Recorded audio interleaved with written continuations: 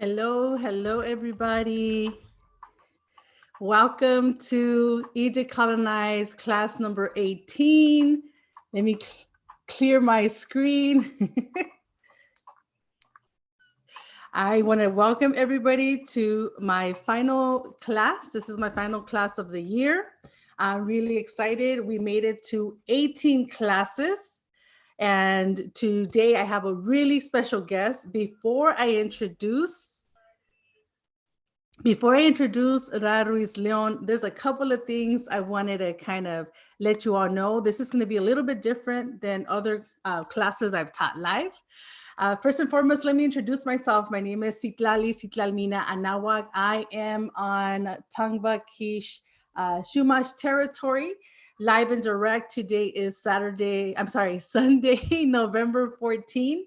And this course is free. You don't have to register, you just show up, and here we are.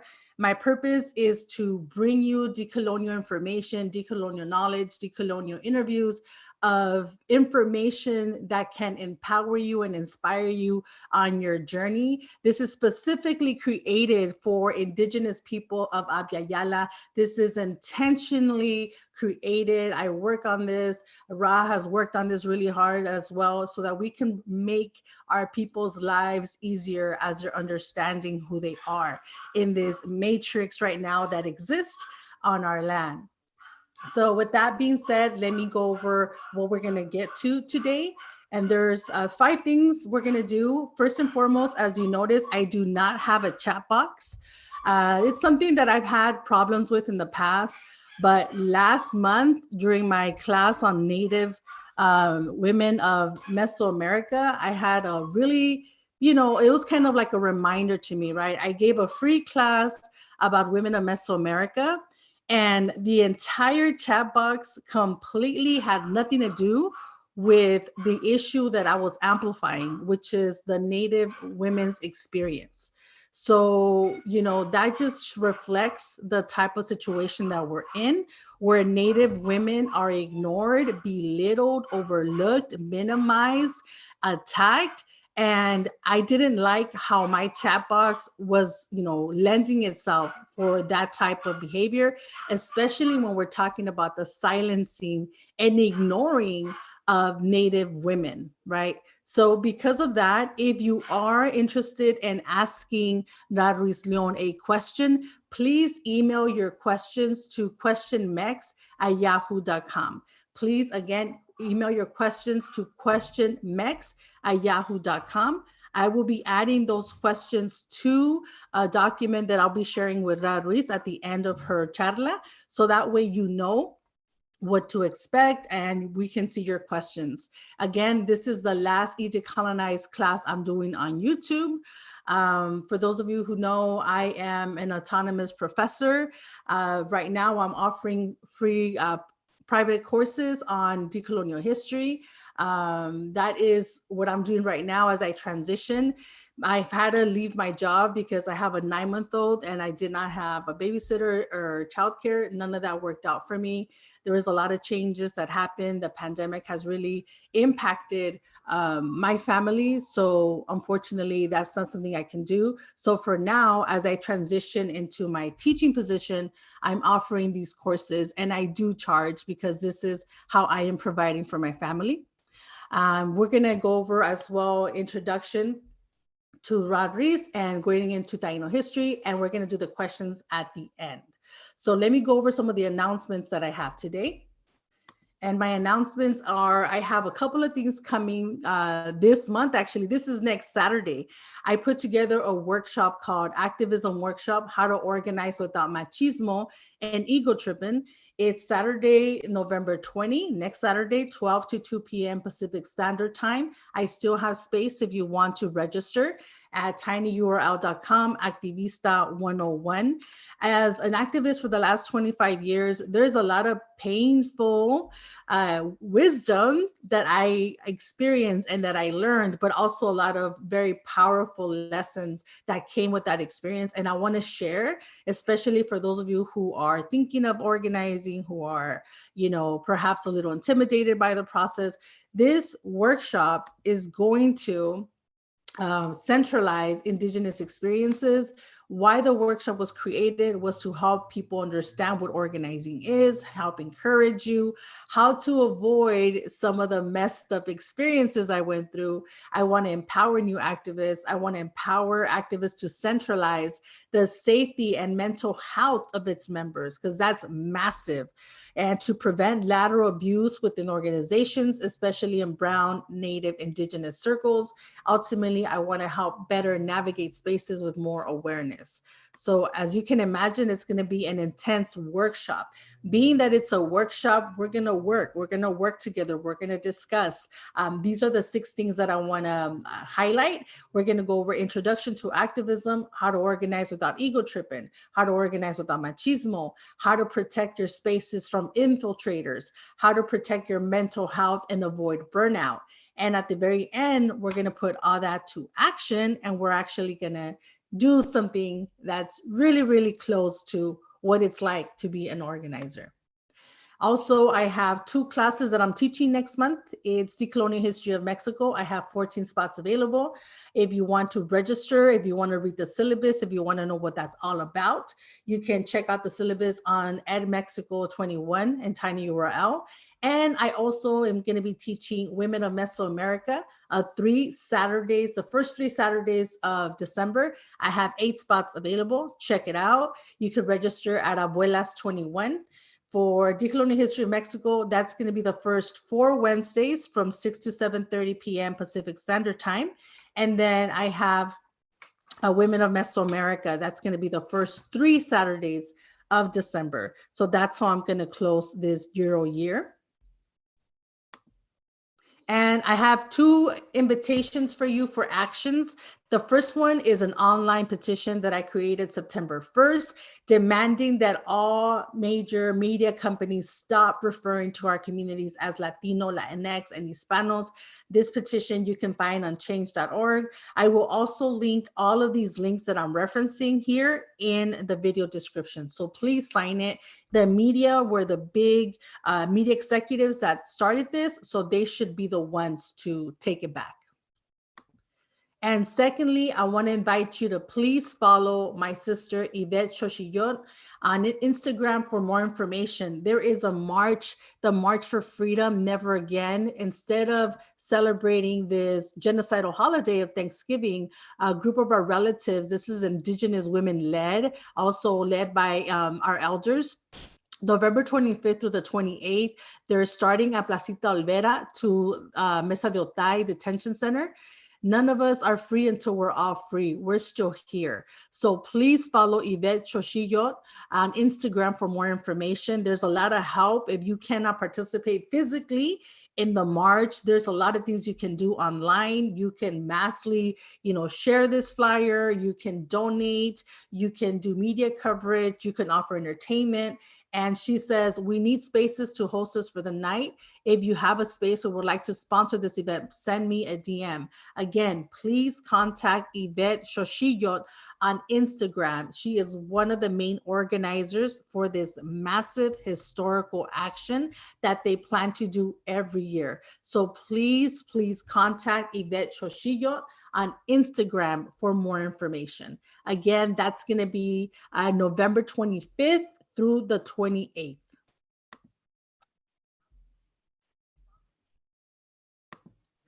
Okay, with that, I'm going to stop my share. And I have an introduction. I want you to know a little bit more about our guest educator today. Our guest educator, her name is Ra Ruiz Leon. Let me read a little bit about all the wonderful things she's doing to uplift, empower, decolonize, and celebrate our peoples. Ra Ruiz Leon is a Boricua-Taino dancer, poet, organizer, and educator from Boriken, descendant of Taino, Eyeri, Arawak peoples. She also acknowledges her Maya, Andalusian, and West African ancestors. Her work is focused on decolonizing, honoring, and healing her lineage through art and indigenous circles. Ra began activism and performance poetry as a struggling homeless youth, competing in poetry slams across the nation, and was even featured in the New York Times multimedia project, quote, 1 in 8 million. Ra has led workshops for the Nuyorican Poets Café, Wesleyan University, the New School University, the Bowery Poetry Club. During her senior year in college, Ra was accepted into the I am not totally mispronouncing this, Schomburg-Mellon Humanities Institute, where she wrote her thesis on Afro-Indigenous Boriken music and spirituality. Along with her partner, Ra hosts Areito, a monthly virtual gathering that features Taino artists. She studies and attends ceremonies by indigenous elders in her community, such as Irka Mateo, a Taina Akutu, Boitio, grandmother medicine woman. She is also a writer and researcher. Currently, Ra teaches with various New York City arts organizations and resides in Manhattan, New York, ancestral lands of Munsee Lenape people, with her partner. Everyone, please help me welcome Ra. Ra, how are you today? Hola, hola, muy bien. Thank you so much. That was awesome. Sorry I made you say all those words in Taino and other words, but you did great. You did awesome. Thank you so much. I gotta learn. I gotta learn this. So thank you. Thank you so much. Ra, anything you would like to share about yourself before you get started on your wonderful... Actually, in my PowerPoint, I have like a little slide where I introduce or sort of introduce myself, but you already, did such an awesome job. Thank you for reading my bio. So if you want, what I can do is I can start sharing my PowerPoint. Let's see. Okay. So does it look good? Yes, it looks beautiful. Awesome. Ready. I'm gonna take off my video. Awesome. Thank you again, Silali, for having me. It's a pleasure to be here. I'm a really big, I follow your channel, and I love the work that you do on social media and on YouTube. And I was actually watching one of your videos this morning having breakfast, and I think I'm gonna talk a little bit about it if I remember. I'm like, oh, I want to mention this video in my, in one of the slides of the PowerPoint. So anyways, thank you so much for having me. There's some things I want to say before I start. Let me see. I want to acknowledge my ancestors as well as your ancestors, because I think that those are the people who paved the way for us to do the work that we do, right? Whether that be our ancestors, like our blood-related ancestors, or our non-related ancestors. people who were warriors, who were activists, right? So I'm thinking about, people like Audre Lorde, right, who was a queer activist. I think the work that they did, we are picking up where they have left off. And one day we will be elders, or we will be ancestors, and the young people or whoever will pick up where we have left off, because there's always work to do, right? So I wanted to say that. I wanted to let people know that I am Boricua. I'm Boricua from Boriken, also known as Puerto Rico. And so a lot of my information and my experiences are derived from that. Things that I'm going to be telling you about are derived from that. But Caribbean indigenous identity and history is super complex. So, I can only tell you so much, but there's so much information out there, okay? The other thing I wanted to say is that I have intentionally not capitalized certain words in the presentation. And like I said, it's intentional, it's on purpose. And you'll perhaps, those of you watching, you'll notice those things. If you have any questions for me about the presentation or about the images, and you don't want to ask me right now, you don't want to email your question, that's okay. You can reach out to me afterwards if you have any questions. For the sake of time, I'm going to be speeding through the presentation to be respectful of time. But this is an awesome platform because you can always revisit Silali's YouTube channel, and you can rewatch this video, and you can pause it and read the slides on your own time. And then the last thing I want to add before I start is that I have a bunch of notes. So if you see me looking down, I'm reading my notes because I want to make sure that I don't rant, and that I'm sticking to the PowerPoint and also to time. So I titled this Brief Overview of Taino History and Culture because there's only so much we can do with the time that we have. And like I said before, all indigenous cultures have a complex history, and there's a lot of information. So I tried my best to just give you sort of like the surface, so you can walk away if you don't know much about Taino people or Caribbean indigenous people. At least you walk away with an idea of our history and culture. But I, of course, encourage you to continue your studies and your research. And like I said, you can reach out to me afterwards via social media and ask me questions. I'll share my social media handle at the end. Silali read my bio, but here's a little bit about me. Just like she said, I'm a poet, I'm a dancer, I'm an educator. I am Taino Boricua, born on the island of Boriken, which is also known as Puerto Rico.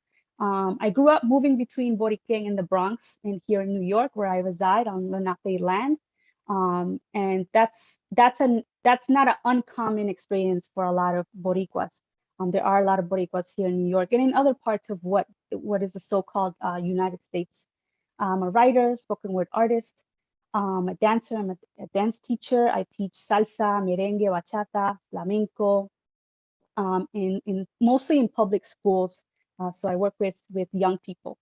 I do Taino history and culture sessions, just like this one, as a teaching artist. I'm an organizer, and my work is really focused on decolonizing and indigenizing and working towards the healing and nurturance of animals, the planet, ourselves, each other, through indigenous wisdom, because it's how I've grown up, it's what I know. So let me move on from this. So we start. We can't talk about Taino people without also talking about the word Arawak, which is sort of an umbrella term. The Arawak, and I'll be reading my slides along, so that's, for anyone who maybe is looking from your phone and it's too small, I'll be reading it for you. The Arawak are a group of indigenous peoples of South America and the Caribbean.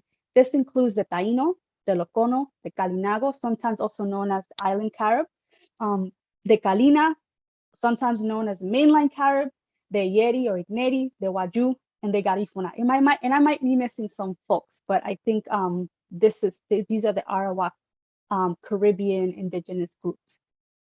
Taino people are one of several indigenous groups for what is today known as the Caribbean. Our homelands are what is today known as the Greater, and I always mispronounce this, I think, Antilles, Lesser Antilles.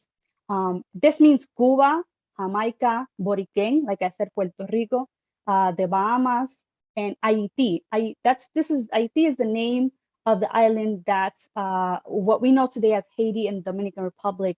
The Dominican Republic is also known as Quisqueya.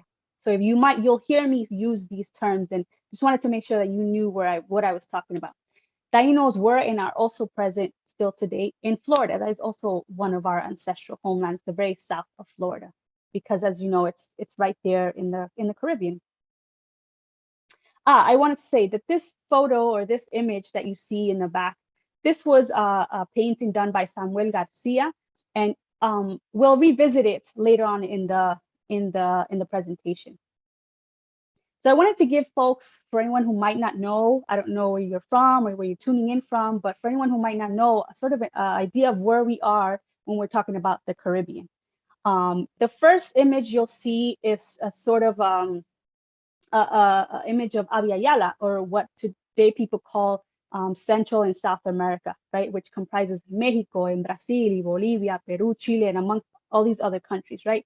But then the little islands that you see you see the little arrows and the names, that is the Caribbean. And then in the image that you see next to it is sort of like a zoomed in image of the Caribbean. And these are the Caribbean islands with their indigenous names, right? So like I said before, Haiti, Quisqueya, Boriken, Cuba, and all these other islands in their indigenous names. So that was just to kind of, give you an idea of where the location, the geographic location that we are talking about. As you see, it's very close to what is now Venezuela, Colombia, or Brazil, and in other, in Mexico. So these places are all in close proximity to each other. Okay, the Arawak language family. So Taino forms part of the Arawak language family, and in the first or the top image that you see here, you see these like sort of groupings in blue, and that's the extensiveness of the Arawak language family. So it's not just the Caribbean; it extends into other parts of Abya, and there are all these other tribes that are part of the Arawak language family. At the top, it says Arawak population, Arawak, and then I don't know how to pronounce that other word. It's in French, but it means current or today. But I don't know how old this image is, but it's basically what it is today. And the image below that is again sort of a zoomed in image of the Caribbean, and it gives you an idea of sort of the different languages or dialects. People say languages, and there might also be dialects of indigenous Caribbean languages that exist and existed in the Caribbean. So going back to my points here, Taino is not what our ancestors called the language. We don't know what our ancestors called the language, but today we call it Taino. Most of us call it Taino. But we are aware that that is not what our ancestors necessarily called it. And there's reasons for that. There's reasons, which I'm going to get into in a little bit. Taino is an Arawakan word that refers to family and or relative. So it is an Arawakan word. It is Taino is within the language. That means family or relative. Other indigenous languages and dialects were and are present in the Caribbean. Many Taino people understood one another and could communicate. So they spoke, even though there were slight differences of the language in the different islands, and there are, people understand each other. And currently today, the main languages, the dominant languages spoken in the Caribbean are Spanish and English. But that doesn't mean that there aren't remnants of the indigenous language. And we'll get into that, a little bit later. And the last thing I have here, there were some groups that could not understand one another. And this is, there were some groups that actually could not, they spoke so differently that they could not understand one another. Okay, so some Taino words that you may already know. And this is because, and this is something that many Taino teachers of mine have said it, that there are roughly about maybe 3,000 Taino or Arawak words that were adopted into European languages, because when they arrived in the Caribbean, they didn't have names for the things that they were encountering for the first time. So they just took the names that we already had, obviously, for those things. And most of those words that were taken are names of foods or things or places or animals. So these are just a handful of words that you might recognize, that you might think, oh, that's Spanish. But no, it's not. It's actually Arawak, or it's actually Taino. Words like huracan, words like, which in English turned into hurricane. I don't know about, these words were also taken into French, Italian, Portuguese, but I don't know what they are in those languages. There's canoa, which remained as canoa.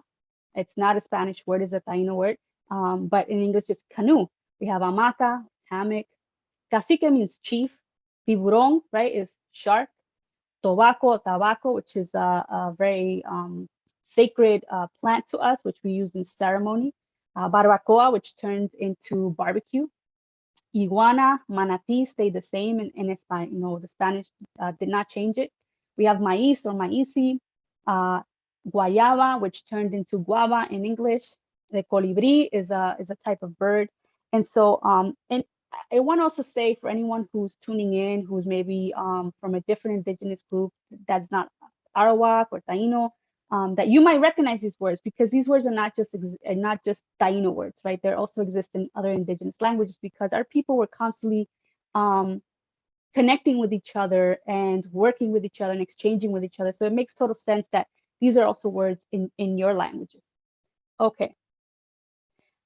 Before I move on, I want to say, keep in mind that the ancestors that we call Taino today were not a monolith. Diversity already existed in the Caribbean prior to colonization. Taino people from different islands had slight differences in their cultures, languages, and beliefs. The Taino ancestral homelands are today separate countries or nations, if you will.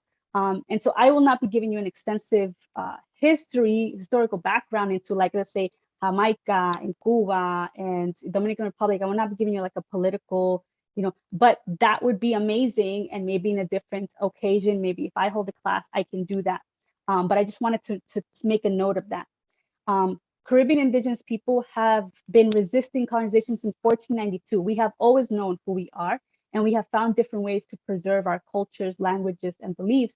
Resistance movements have been continuous. And I felt it was important to say that, because I have had people come up to me or reach out to me on social media and say, oh, I know that people started doing activism 5 years ago, and that's not true. Maybe you found out about it 5 years ago, but that we have always been fighting, we have always been resisting, we have always been preserving, and not just us, indigenous people across the world. The last thing I want to say here is, please recognize that my presentation by no means covers everything. Like every other community, we are a complex and rich community with deep histories, cultures, traditions, spiritualities, and worldviews. And so my hope is that after this just sparks curiosity in you to learn more. Okay. So early migrations. This is important when we talk about Taino history. I am by no means an expert on like dates and things like that, but it's important for me to add this here. These two images might be a little bit blurry, but they give you an idea. And that's early, and I have some notes here. Let me read this. Early Caribbean indigenous people arrived in waves from different places in Abya Yala, what today is Central and South America, over thousands of years. So these waves happen over thousands of years. Specifically speaking, from the Amazon jungle, from the coast of what today is Venezuela and Colombia, as well as from the Yucatan Peninsula, homelands of the Maya and other places. And these images are to give you an idea of those migrations, of those early migrations and where people were coming from, the early ancestors, the early Taino ancestors who settled in the Caribbean. And so remember I said before that there were people in the Caribbean who could understand each other, the Taino people, and there were other folks who maybe spoke languages where they could not understand each other. And so this is sort of why, because they were coming from different places, even though people were interacting, they were mixing, they were exchanging, and eventually became sort of unified in a way. People, they were coming from different places. So of course they brought their languages, their cultural traditions, their ideas. And it, over time, it became what today we call Taino people. So I thought it was important to make sure that I mentioned that. Some remnants of these cultural sort of mergings or mixings are evident. And we see that with the ball game that we have that we call Batu. Some people call it Bate. Bate is also the name that we have for our ceremonial plaza, where we do different things in our ceremonial plaza. And one of the things is play Batu. But we also see this game with the Maya community, which they call Pok. I've also heard people call it Pok Apok. So I thought it was interesting to add that in here. And then one more thing that I also find interesting that I think is a remnant of these cultures coming together over many years is our log drum, which we call Mayowakan, Mayohabao, but the Mexica people call it Teponazli. And I hope I'm getting that right. And as you see, it's basically the same thing except for the symbols. It is played basically in the same way. And I think that these are these beautiful synchronicities that we see between different indigenous cultures that, at one time or another, we're in constant contact with each other.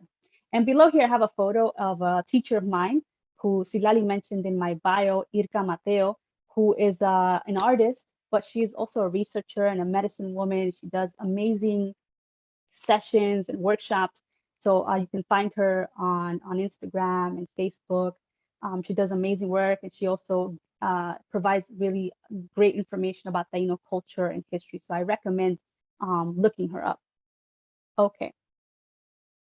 So I wanted to add this slide in here. It says Taino Creation Story Part 1. And that's because our creation story is really long.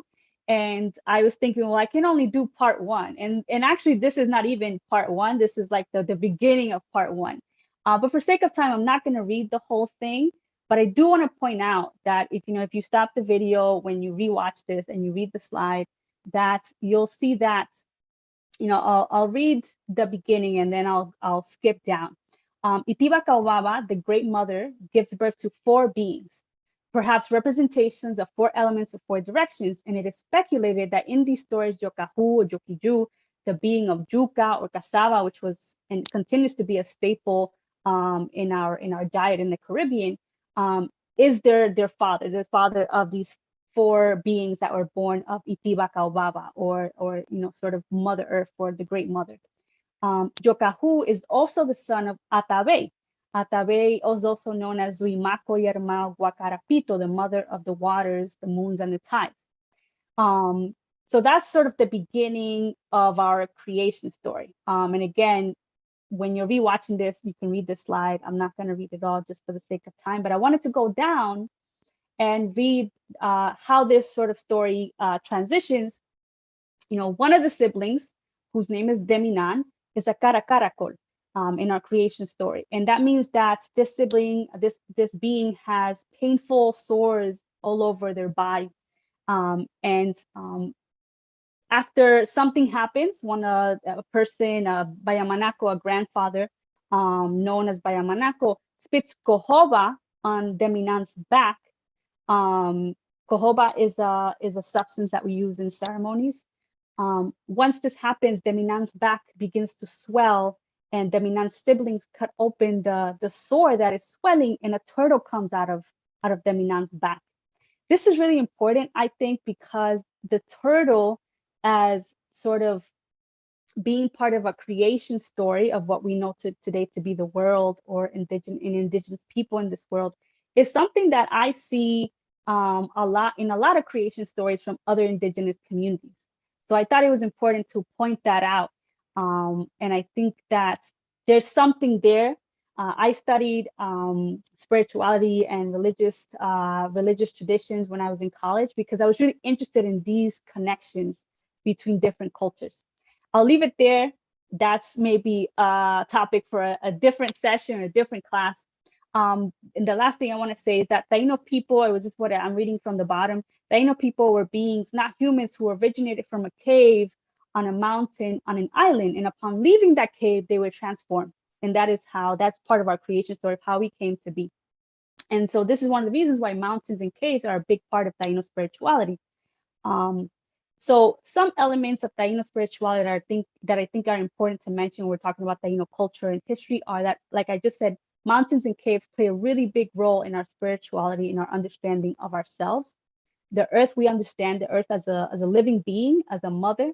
Our healers or spiritual leaders, known as Behike or Boitio, can play a really big role as bridges between us and the ancestors or us and other realms. Areito are songs and dances done in ceremonies, which also include storytelling, poetry, and music. And so an areito is basically a ceremony.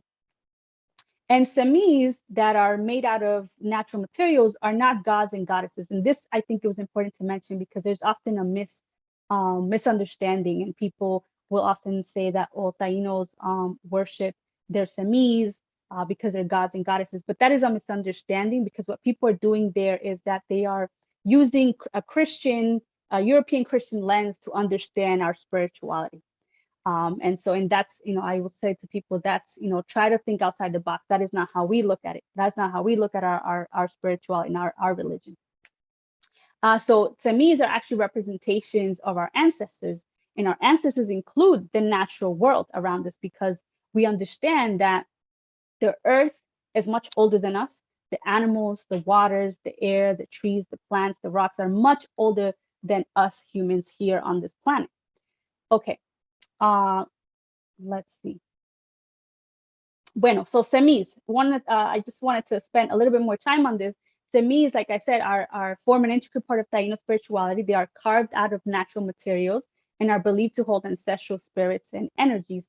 Similar to other indigenous cultures that white Christians colonized, these items were looted during invasions, and today many are in the hands of museums, galleries, and or private collections of wealthy people, and this is all very problematic, right? There's a continuous effort by Taino activists who are working to get these ancestral items back to their homelands. And that brings me to something that happened recently, where Taino activists were demanding that Christie's, this company that I believe is based in France, was selling and auctioning off sacred ancient Taino artifacts. And members of Arayeke Yukayek started a petition on change.org, and they got a bunch of signatures, and they're still getting signatures. They also were interviewed by CBS News and the New York Times, specifically, I believe, their cacique or their leader, Stephanie Bailey. And so here I just took a screenshot of the news article that CBS News wrote about this thing that was happening, where they interviewed Stephanie Bailey, who is their cacique of Arayeke Yukayek, which is a Taino tribe, a Taino group.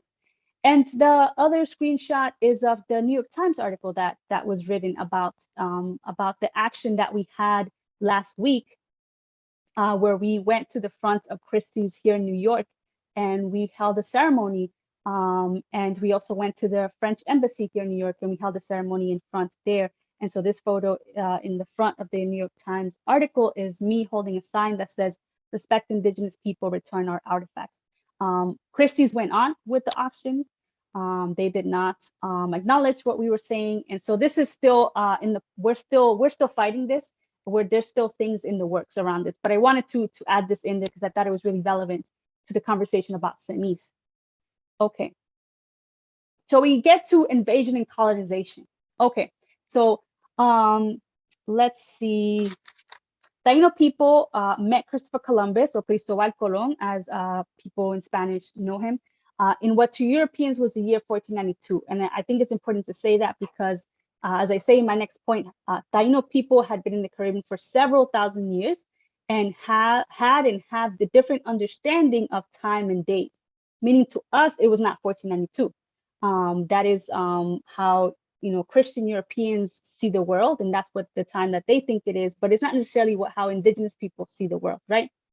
And so, like I say here, meaning to us, it was not 1492 because we understood that our existence in the Caribbean and in the world as humans in the world is much older than that. Taino people were the first people who Christopher Columbus met upon his arrival in what is now called the Americas, what to Indigenous people is Abiayala, or in the North America, Turtle Island. Columbus never set foot in what is today known as North America.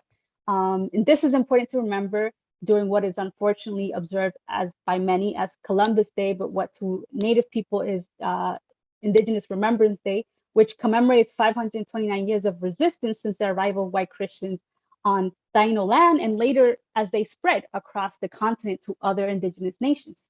And I think this is important to point out because when we see this widespread erasure of Taino history and existence when people don't know that specific part of that history. And even within indigenous circles, many people either don't know this or don't acknowledge this. And I think this is important because if we don't know this history, then we're not telling it correctly. And I'll tell you a really quick story. I was at an event years ago that was being hosted by an indigenous organization here in New York. And this event was for indigenous folks only. And I was sitting in a circle, and there were folks there from all over, different tribes. Because indigenous people come in all different shapes, sizes, and colors, there were people there who looked different, who were dressed different, different regalia, different ages. There were people there with long straight hair, curly hair, blonde hair, blue eyes. Like, you know, like I said, again, indigenous people come in different shapes, sizes, and colors. So there were people there from different parts of the continent, different indigenous people. Okay, so we were sitting in a circle and everyone was introducing each other or themselves before the event started. And I said my name, I said where I was from, I said I was Taino, and then the next person started speaking and I was listening to them, and someone taps me on my shoulder and asked me to step outside. So I step outside with this person. It was an indigenous woman in a suit. She worked with the organization, and she says to me, you know, this event is only for indigenous people. I'm gonna ask you to leave. And I was like, oh, I'm Taino. And she, before I even finished that sentence, she goes, I don't know what that is, but this is very disrespectful and I need you to leave. And man, I felt so bad. I felt so upset and sad that about her ignorance, right? And so I left and I never returned to that organization. I'm sure now they have different people working there, and hopefully that never again happened to anybody else or any other indigenous person or any other Taino person. But that goes to show that it's important to know our history, right, as much as possible.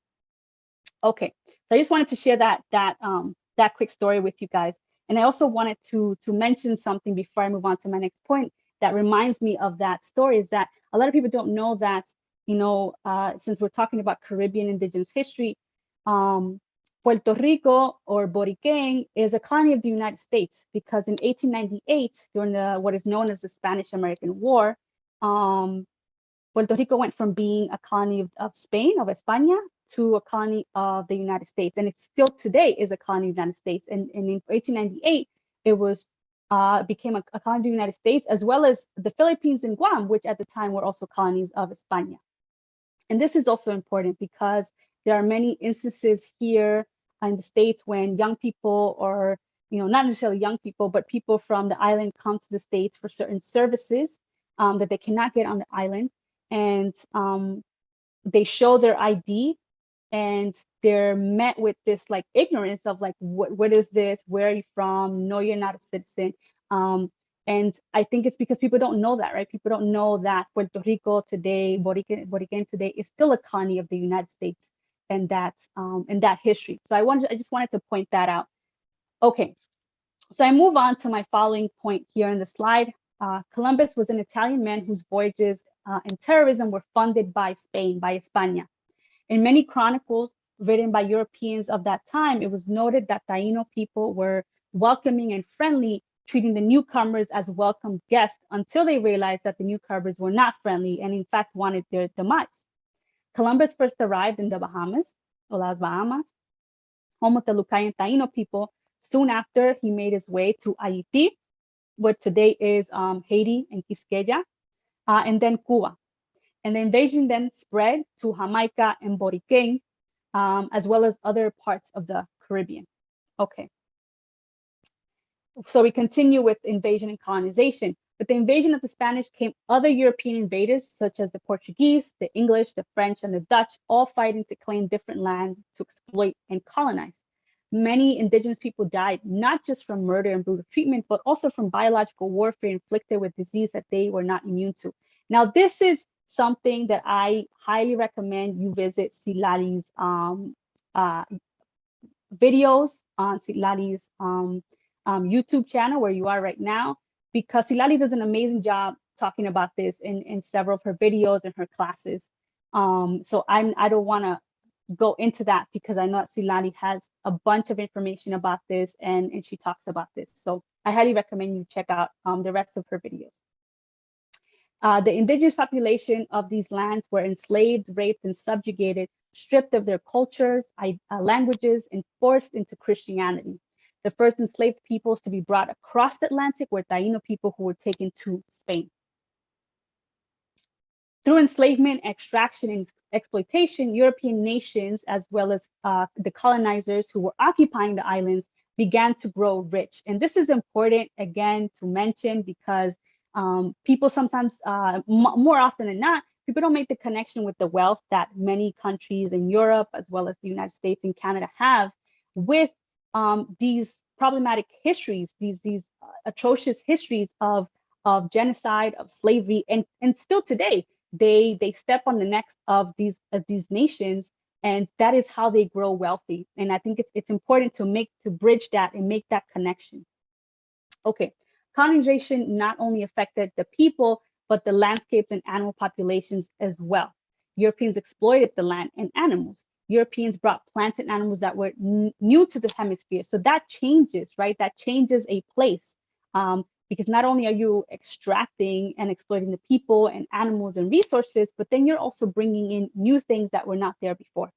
The European Christian terrorists used different subjugation and torture tactics. And this is also something that I highly recommend you check out Silali's videos to learn more about, as well as starving and or keeping indigenous people from their cultural food. So how do you break a people, right? You not just enslave them, you don't just kill them and rape them, but you starve them, or you introduce things to them that are new to them, that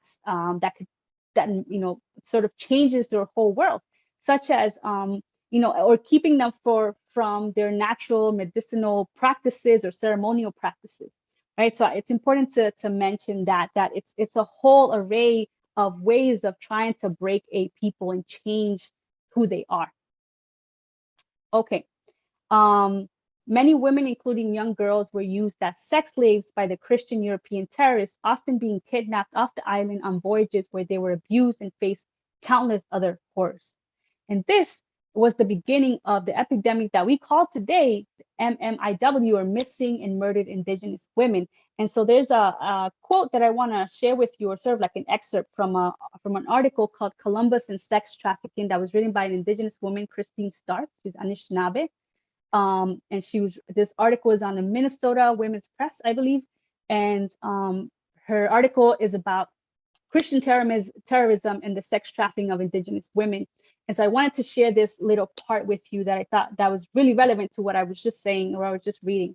And it says, a centuries-long process of attempted genocide and colonization of Indigenous people, including the enslavement of 2.5 to 5 million Indigenous people, the death of Indigenous people from disease and murder, from dismemberment, rape, land theft, destruction of animals and natural resources, starvation, removal, concentration camps, and forced religious conversion.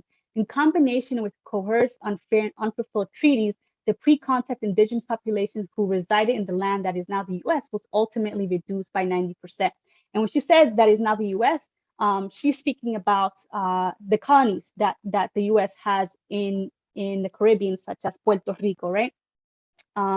She goes on to say, less known is that Columbus and his men raped, abducted, traded, and sold for sex Indigenous women and girls. According to Columbus's notes, men seized about 5 women each as their concubines, while others marauded across the island in search of villages with gold. Columbus wrote about the Taino, the first Indigenous people he encountered. 100 Castellanos, or Spanish coin, are easily obtained for a woman as for a farm. There are plenty of dealers who go about looking for girls. Those from 9 to 10 years old are now in demand. Now, that is one of the most disgusting things that you will read, right? But none of this happened without resistance movements, without warriors, leaders who were fighting back and who continue to fight back, right? Because Indigenous people are warriors, and we have leaders who, like I said in the beginning, we pick up where our ancestors left off, and continue the fight. And so I want to tell you now about a few caciques and their resistance movements, the beginning of the resistance movements. And caciques, like as I said before, are chiefs. And the first cacique I want to tell you about is Ana Kaona, who was this fierce chief. Ana Kaona was a cacique in the region of Jaragua in Haiti. She was born into a family of caciques. Her brother Boichio had been a cacique of the same region. Her partner Kaonabo was also a cacique. She was known as a poet, as a composer, and a spiritual leader. She tried her best to protect and lead her people as the white Spanish Christians kept arriving. She was killed in 1504 during an attack led by Nicolas Obando, who hung her to make an example of her in front of her people. So that's Ana Kaona, and she's perhaps one of the most well-known Taino chiefs in our stories, because we still tell stories about our fallen caciques. The next cacique I want to tell you about is from the region where I'm from in Boriken, in the south of the island. And this is cacique Aguevana, sometimes known as Aguevana II, because his brother was also a cacique and was also named Aguevana. Aguevana II was a cacique in the southern region of Boriken. He was known by his people as the courageous one for his strong resistance against the Spanish Christian invasion. He led what is today known as the Taino Rebellion of 1511, or the Battle of Yaguecas. During this resistance battle to the invading European Christians, Aguevana was shot and killed. And these are two photos that I took back home in my town. This is the first one on the top is a statue that is of Aguevana in one of our parks. And then right across from that, there's a neighborhood called Caracoles. And in the entrance of Caracoles, you see this sign. It says Caracoles, Tierra de Aguevana el Bravo, or Land of Aguevana the Brave, or the Courageous One. Okay. Something interesting that I must mention about Cacique Aguevana is that earlier that year, before he was killed, in 1511, Aguevana and his friend, also a cacique, Urajoan, drowned the invader Diego Salcedo. And this is probably, if you know about indigenous Caribbean history, you probably have heard about the story about indigenous people approaching this Christian invader and saying, you want to come up in here, you want to act like a god? Let's see if you're really a god. Let's drown you, and if you don't die, then you're a god. And guess what? He died. So he was not a god, right? Okay. Atue, and this is also another cacique that is well known. Atue was a cacique on the island of Haiti who organized resistance movements against the Christian invaders, which included traveling to the neighboring island of Cuba by canoa with several hundred of his people to warn the Taino in Cuba of the invaders.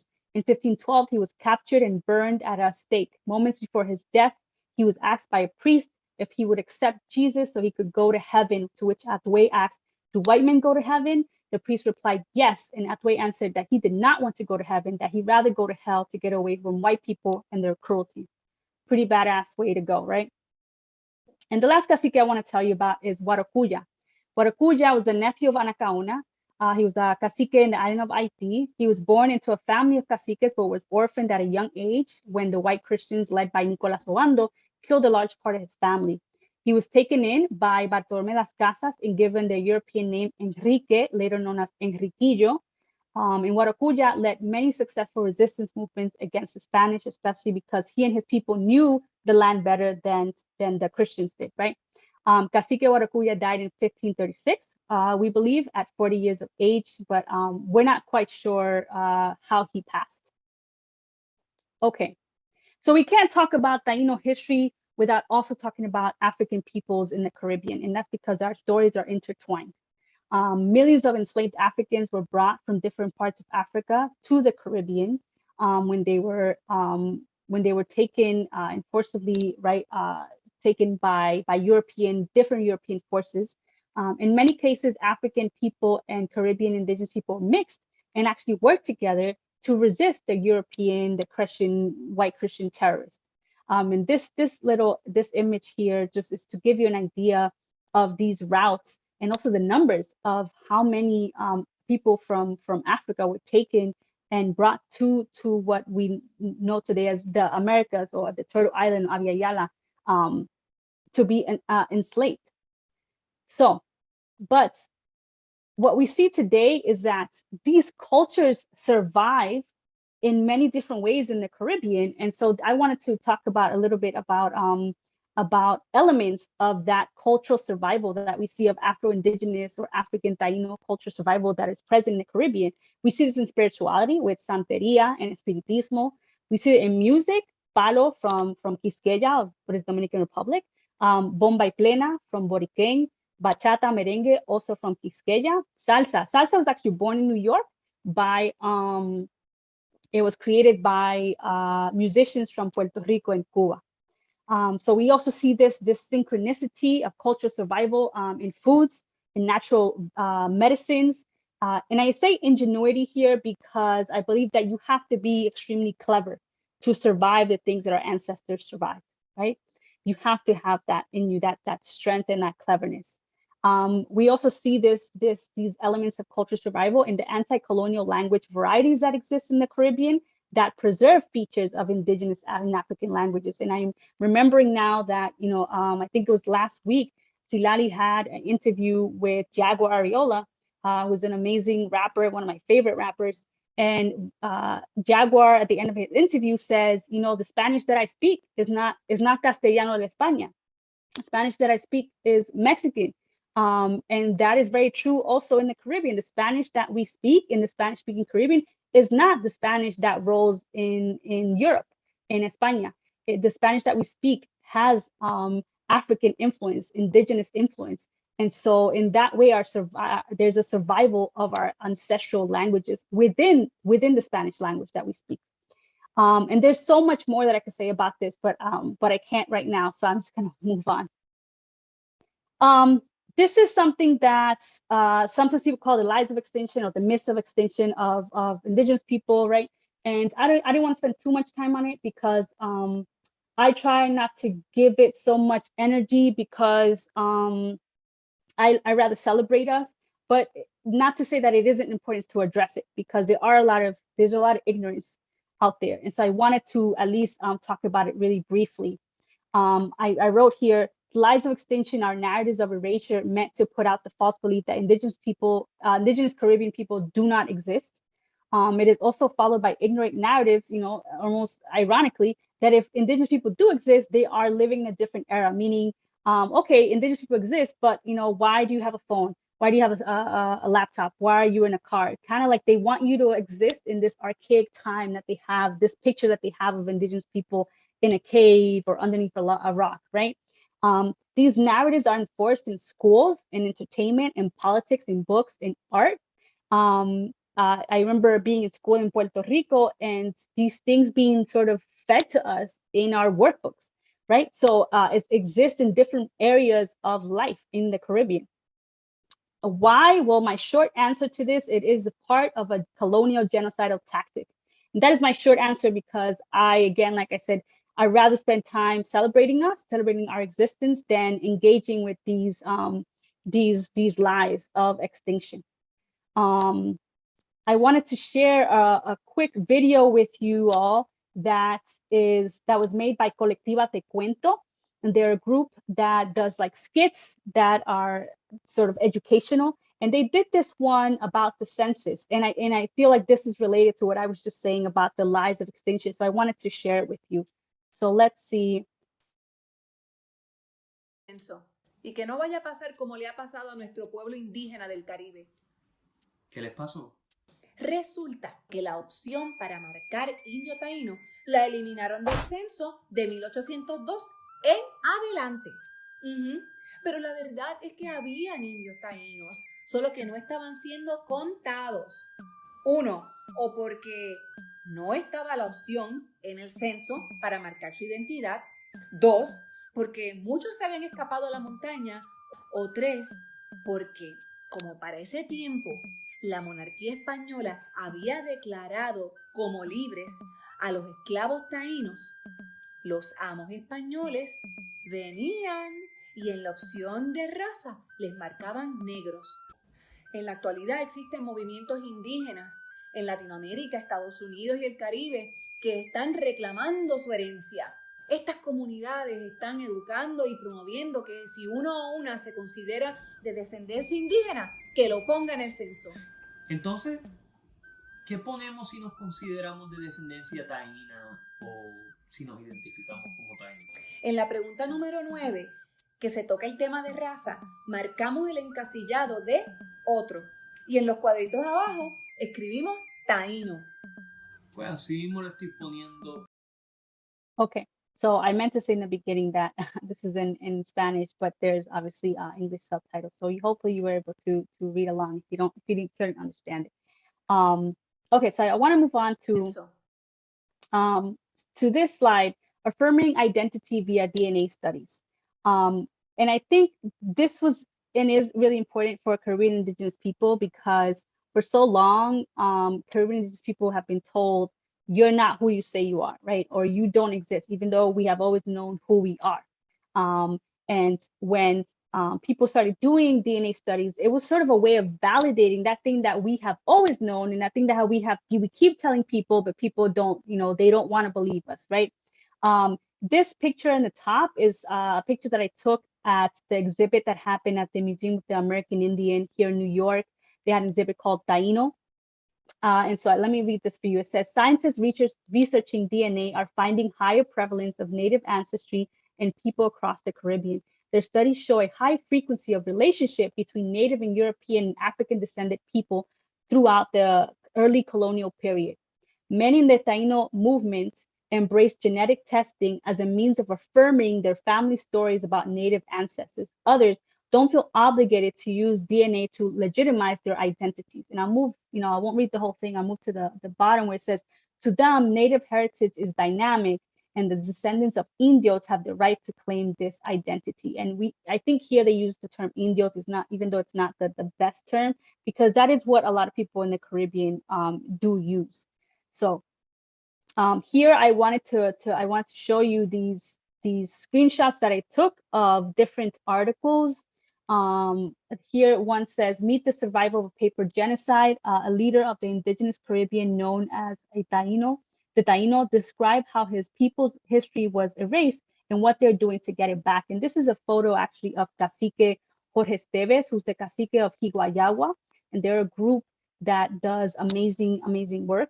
And this article was written by National Geographic. Another one here is I found on the Smithsonian page. It says ancient DNA contradicts historical narrative of extinct Caribbean Taino population. And again, this I find, I know that in the indigenous community, we find DNA studies problematic for different reasons, but in the Caribbean, people haven't really embraced it. Most people haven't embraced it because of what I just said, because it was a way to affirm that which they already knew, which they have always known, right? After, being told you're extinct, or, okay, you exist, but why don't you live in a cave? Why are you holding a cell phone? Why are you riding a car, right? Things like that, ignorant things like that. The next thing I wanted to show you is this thing, mestizaje and the triracial theory, Indio, Blanco y Negro. I'm using this intentionally, the terms Indio, Blanco y Negro intentionally. And that's because that is sort of how a mestizaje, or idea of mestizaje, kind of exists in the Caribbean. And I think that someone who, again, is great to learn about when it comes to mestizaje is Silali and her classes. But I wanted to share a little bit of what what I mean by this and how it relates to in the Caribbean, how it manifests into Indio, Blanco y Negro, or the triracial theory. Okay, so I wrote here, mestizaje is a racial lens rooted in racism. It originates in, what I mean by this, it's something that has grow out of or originated in invasion, colonization, attempted genocide, biological warfare, slavery, subjugation, forced Christianity, forced European language, forced European culture and world views. Mestizaje is part of a manufactured colonial ideology, racial ideology that aims to bury the native in you or keep you disconnected from it, right? It tries to sell you the lie that you are a watered down native, or that maybe you're mixed even when you're not, right? or that you are a watered down African in the case of the word mulatto, right, which is part of these racial categories that Europeans created for Black and Brown people in this continent. Also that, Messiah also kind of gives you this idea that that you are no longer native or not native enough if you are mixed, right? And some of the things that I hear a lot of people say when they're questioning people's indigeneity is you don't look native or you don't have cultural ties. And these are all lies that say that you are not authentically native, whatever that means, right? Because colonization severed your cultural ties. And this is the case for a lot of detribalized natives. However, detribalized natives are natives. The disconnection is a product of colonization, and it doesn't make an indigenous person any less indigenous. Just like being mixed doesn't make an indigenous person, being a mixed indigenous person doesn't make them any less indigenous. This image that you see here, it has a Puerto Rican flag in the back, and you see Boriken, Puerto Rico, right? But this image is not just present in Boriken, in our workbooks in school and things like that, but it's also present in Quisqueya, in Cuba. It is this manufactured racial ideology that is sold to us since we're little. And I'm not sure how it works in Haiti and Jamaica and other parts of the Caribbean. I'm not an expert at that, so I'm not sure. Related to this, there's a awesome video by a Taino Library, which is a page on Facebook and Instagram and TikTok. And this is just a clip of a video that Taino Library put out that is related to what I was just telling you about. Usakasakabo. This video is going to be about the triracial theory, which is exactly what it sounds like, a theory involving three quote-unquote races. This theory suggests that indigenous Caribbean islanders are all a mix of Spanish, African, and Taino peoples. It's incredibly flawed, though, because not everyone in the Caribbean even has Taino ancestry. We also have relatives with Jewish, Asian, and our ancestry from other peoples that aren't taken into consideration. The triracial theory, like mestizaje and Latinidad in general, is an attempt to maintain proximity to whiteness. It also completely disregards intersectionality, which can be viewed as overlapping layers of oppression. Okay, so this is an awesome video and they have awesome content. This is just a clip from that video. If you want to find it, you can go to their page and watch the rest of it. But I think it has this video a lot to do with what I was just telling you about. To continue that, because again, I can't get too into it because I want to move on. I want to say to anyone who's watching who is Caribbean indigenous and who is not yet reckoned with these terms of mestizaje or the triracial theory of the Indio, Blanco y Negro, who has not yet reckoned with Latinidad and Hispanidad, I wanted to say, I wanted to leave you with some questions for you to sort of work on. And that is, why would we define ourselves by colonial standards, right? Why would we do that? And the next question I wanted to present is, can we acknowledge our racial and cultural mixture without embracing problematic racist colonial ideologies? And my quick and short answer to that is, yes, we can take a decolonial lens and stance to this, right? And if you are reconnecting Taino, don't let anyone turn you away from your heritage. Research, study, listen, watch, attend ceremonies, connect with other Tainos, learn, and share responsibly, okay? So again, I want to move on from this, but I know that this is jam-packed thing and we could talk about this for a long time. But my next thing I wanted to say is that today there are many Taino groups across the Caribbean as well as Turtle Island who bring Taino people together to celebrate Taino identity, to advocate and fight for their rights, and to preserve and continue Taino culture and traditions. Some groups in the Caribbean, specifically speaking Boriken, because that is where I'm from and that is what I know, where I know most of these things from. Some Taino groups have been doing activism for a long time.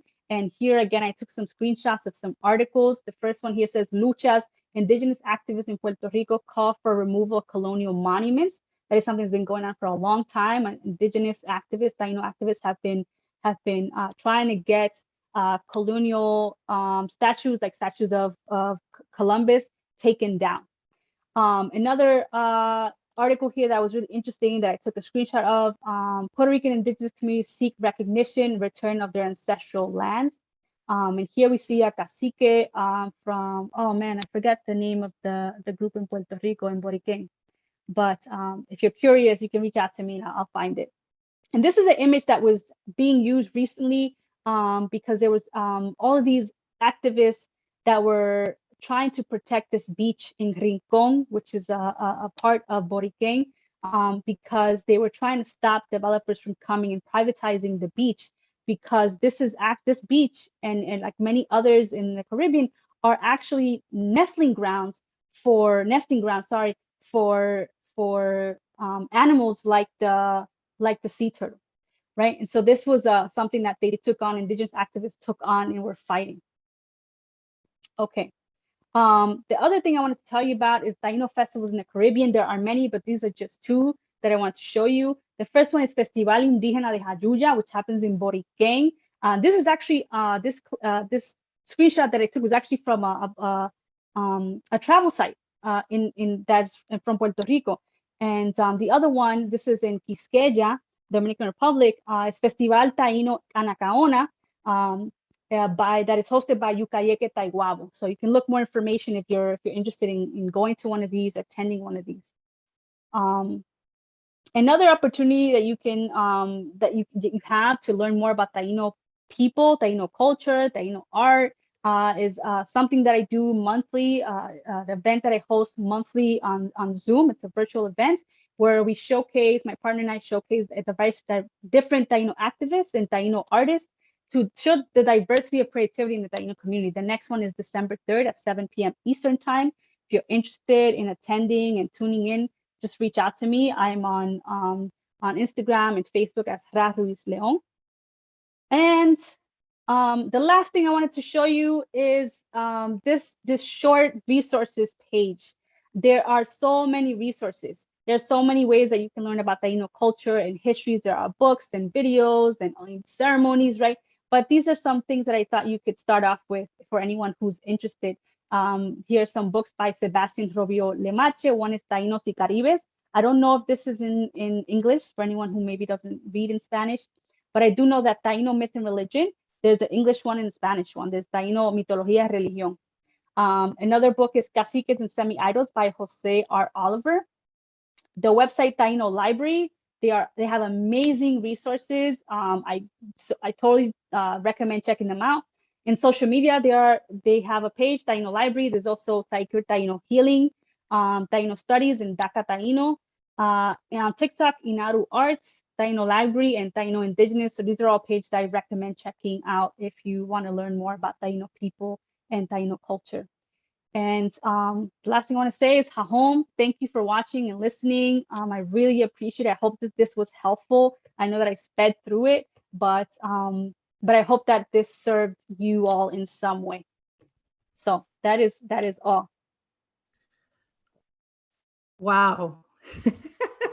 Tlaskamati, Ra Ruiz. Yes. Amazing. Oh my goodness. I'm sitting here like, I was gonna have to watch this like 3-4 times. It's just, yes.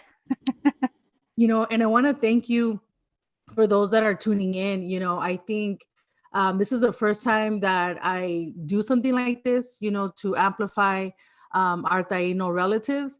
And it's something that I am trying to be more open about it, because again, my experience is very limited through the Mexican national lens, right? That's how my body is read on the system.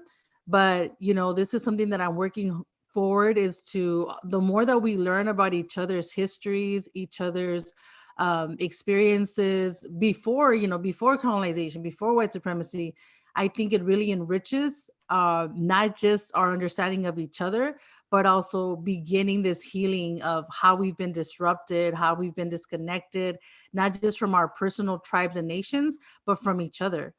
And I think it's powerful when you touched upon like where the peoples come from, the migration, all the different, synchronicities that are found, all of that speaks volumes on the communications among our peoples, the trade routes, and all of this has been obscured and lost in this narrative of a very robustic view of, what is an indigenous history.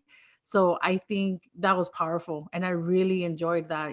That's something that, as a professor, as a historian, I'm like, wow, like that's just massive, and I learned so much. Thank you, Ra, for putting this together. This was very thorough. I know it's only like a summary, but I think it's a very thorough introduction. It was just, I'm very Thank you. This, I'm really grateful for the opportunity, and I want to, like you said, I think it's important to learn from each other.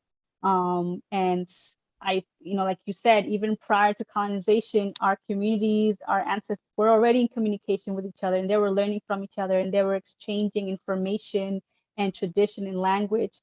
And it's only fair to our cultures that we continue doing that. Connecting in these ways with the new technologies that we have, right? And so I totally agree with you on that. It's important for us to learn from each other. And I am so grateful for the work that you do, because I'm constantly learning from you and the things that you put out. It is constantly blowing my mind. So I'm really grateful. And actually, I wanted to show everyone your shirt. It says E-Decolonize Education for Abya Yala Liberation. This is one of Silali's shirt, and I love wearing it. So I just wanted to rep your gear. Glaska Mati, thank you so much. I also wanted to highlight, how did I meet you? How did this, this collaboration, emerge? Ra Ruiz has been super supportive of my courses. I teach private courses. She enrolled, I think you were probably one of the first to enroll into my first ever decolonial history of the Americas. And since then, like she really awakened in me, like, no, like I need to know more about Taino history. Like she has so much. And I was like, okay, like maybe you can, come to my channel and do an introduction to Taino history. So to me, I was like, wow, this is beautiful, and I've always wanted to do something like this, but honestly, I haven't met enough people to be able to do this, and the timing was perfect. So I thank you so much, Ra, and I'm hoping maybe in the near future, we can do this again. Maybe something that you have to focus on specifically, because I know there's so much, and I know you know a lot, and you can really break this down. So I'm really excited, if you're willing to in the future. At this point, yes, most definitely, yes. There's some questions I wanted to share. If it's okay, I'll share my screen because I've been putting them together. Yes, let me stop share my screen. Okay. Las Kamati. Let me go ahead and go. Let me make sure I have it. Yes, okay. So let me go to the questions that I've collected. Let me go to the end.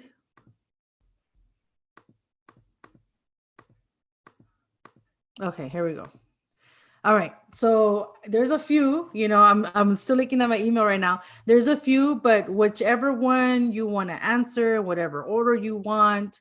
These questions came through email, through DMs, my Instagram. I think you got one as well that I included on here.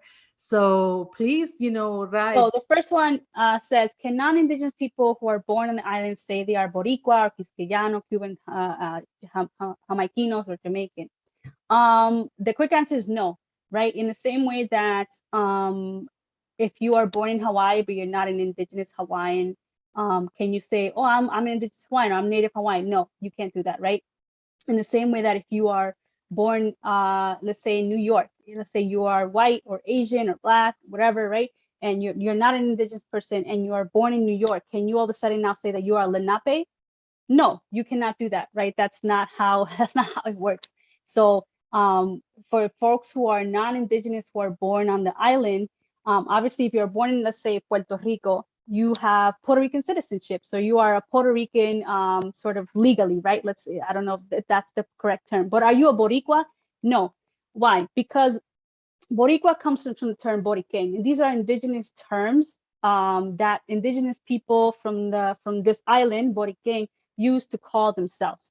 So are you a Boricua? No. Are you a Cubano, Quisqueyano? No. Indigenous Quisqueyanos are Quisqueyanos. So that is sort of my short answer to that. And I know that people don't want to accept that, in the same way that we have people here in the North America, right, or Turtle Island, saying, oh, but I'm a native, and I've heard people say, oh, but I'm a native New Yorker. No, you're not. You were born in New York, raised in New York, but you're not a native New Yorker.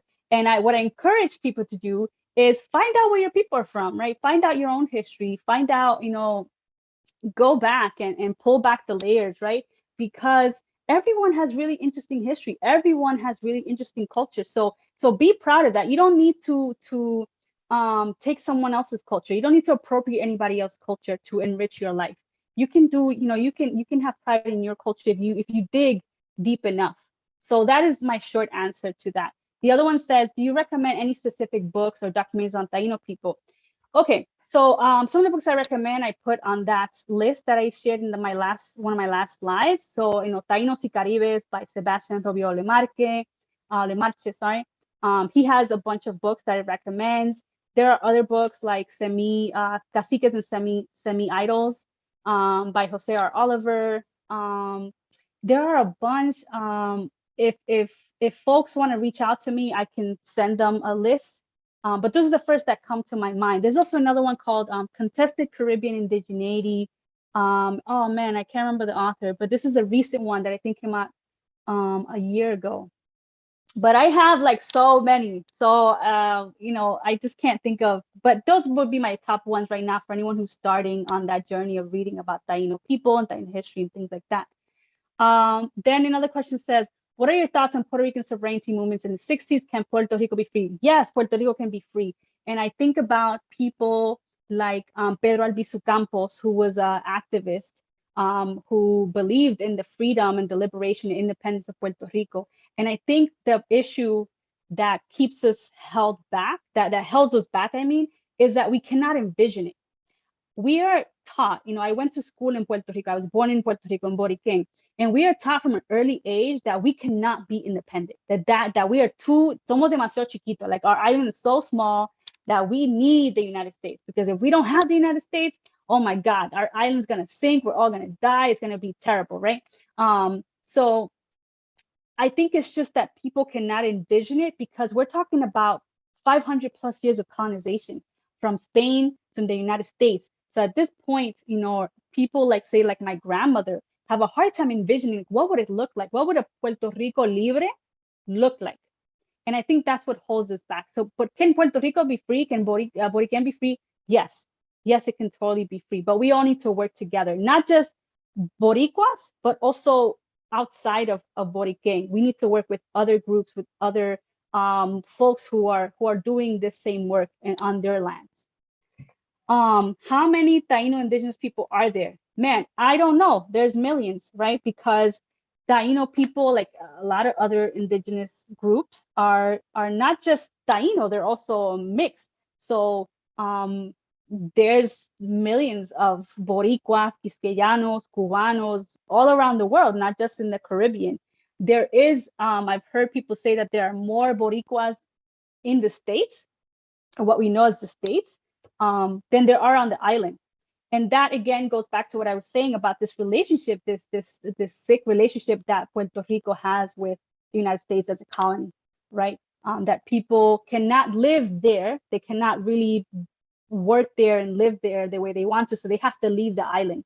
And what happens when you leave the island? Well, rich blanquitos come, they buy the land and they build their condos and their hotels and their beach houses. And they're taking over the island. There's a really great book. Actually, I have it in front of me. Hold on, let me get it. It's called The Battle for Paradise. And this book is by Naomi Klein, and she wrote it right after Hurricane Maria. And it talks a lot about what I'm talking about right now. So I would recommend it. It says The Battle for Paradise, Puerto Rico takes on disaster capitalist. So I recommend that book. The next question says, how do you feel about people accusing Frida Kahlo of appropriating indigenous people's cultures? As a person of indigenous blood myself, where is the line between celebrating and appropriating? I don't know anything about that, so I'm not going to speak on that because I don't know. But in terms of in the topic of appropriating, I don't think that we should be appropriating anyone's cultures. I think, like I said before, when someone feels the need to do that, there's obviously an emptiness within them. There's obviously something that they're not getting, and they need to do research of their own culture. There's no need for me to go out now and take on someone else's culture. I can appreciate it. I can respect it. For example, I love dapke, but I'm not now going to get on TikTok and start dancing dapke because I feel like that would not be respectful of my Middle Eastern brothers and sisters out there and of their cultures and their histories. But I can appreciate and respect it. I can support it, right? So that's my answer to that. But I don't know about people accusing Frida Kahlo of appropriating indigenous culture. I haven't heard about it. Maybe I need to do my own research on that. Where is the beef? Why is there so much beef between Mexicans and Puerto Ricans in New York? Is this racial and national issue? This is also I'm not totally aware of. I think that the communities here in New York that live, like Mexican communities and Puerto Rican and Dominican communities that live close proximity to each other in places like, let's say, here in Queens, New York, or Washington Heights in New York, they actually get along. These kids go to school together. I think in any community there are like little beefs that people have, but for the most part, people stick together because they understand each other and they understand each other's experiences. So maybe it's something that's gone over my head, but as somebody who works within public schools here, I will say that for the most part, people, our kids get along and they actually see the similarities in each other's cultures. And also because of language, a lot of the young folks who are coming from from Mexican backgrounds or Dominican, Puerto Rican backgrounds, they understand each other in Spanish. So I think that also brings them together when they're in a space where all of a sudden people are speaking English to them and they don't understand. I think that serves as a way of bringing them together. So I will say that's my answer to that. But that's not to say that maybe there is a beef out there. I'm just maybe not aware of it. What is your experience with Boriken and the knowledge of indigenous identity? Well, that's basically my whole presentation. I am Boricua from Boriken. I was born to a family that, like many other families in Boriken, because of colonization, has different mixtures. And so, but in terms of Taino identity, that was, I don't know how to say this in English, fue inculcado. It was like, it was taught to us at an early age. My mother took us to our first ceremony when I was like 3 or 4 years old. And it was really important for us to know that we are indigenous, that we are Taino, and that has never left us. It is how we grew up. It is how we understood ourselves out in the world. So if you want to know more about me and maybe my experience as a Taino person, I don't know if that's what the person was trying to ask. You can always reach out to me. You can follow me on social media and reach out to me and send me a message. Maybe this person is trying to find out more about themselves and their indigenous identity. In which case, again, just reach out to me. I'm open to having a conversation. But I hope that question was actually answered with what I just said and also the whole presentation. Yeah, I definitely think so, Ra. I think some questions came before the presentation. So I think maybe now that they see it, they're like, okay. Okay. Question. That's what I have for now. I just wanted to ask, is there anything else that you would like to add, before we let folks go? Really excited for the feedback we're going to get and hopefully to have you back. But any last thoughts? No, except that I'm grateful for this opportunity and I'm happy to have done this and to have collaborated with you again in this way. And I know it's not the last that we're going to cross paths. We're going to continue to work together, and I admire you and I admire the work that you're doing. And I hope that this was helpful, not, for the folks who are watching. And I hope that folks can use this on their journey of learning about other Indigenous folks. And yeah, I'm just happy that I got the chance to be here with you. Thank you. Hahom. Tlaxcamati, thank you as well. And I'm really excited and curious too. For people that don't know, Ra is also, as you saw in the bio, slam poet, a poet. And it's interesting because I'm also a poet, but it's like poetry and history entwines, Yes. They come together. Where can people check out your poetry? Do you have anything that's out there that they can tune in? Is it on Spotify? I also want to. Yeah, so I don't have my poetry on Spotify. That is a goal. That is like a future goal of mine. But if you follow me on social media, like Facebook, sometimes I share snippets of my poetry. I don't do slam poetry anymore. I realized that I was too sensitive. I was too sensitive for competitions. I would always kind of break my heart because, you know, poetry is personal. It's very vulnerable, right? So now I do performances, and I also use it as a way to talk about my people and our history. And I use it as a tool, just as similar to how Silali uses her poetry and her skills as a poet for those reasons, for decolonizing and indigenizing. And so I have some pieces online on my Instagram. Maybe in the near future, I'll add more. I'll add videos or audio.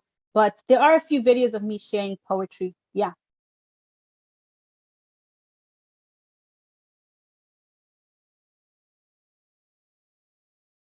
Oops, I think that Silali got kicked out. Well, I guess she wanted to end the meeting. So what I'll do is I'll wait a few seconds, but I just want to say, you know, thank you to everyone who tuned in. This was great. Please rewatch this video, follow Silali on all her social media platforms. And, you know, thank you for tuning in. Ha home, goodbye for now. Que la pasen bien.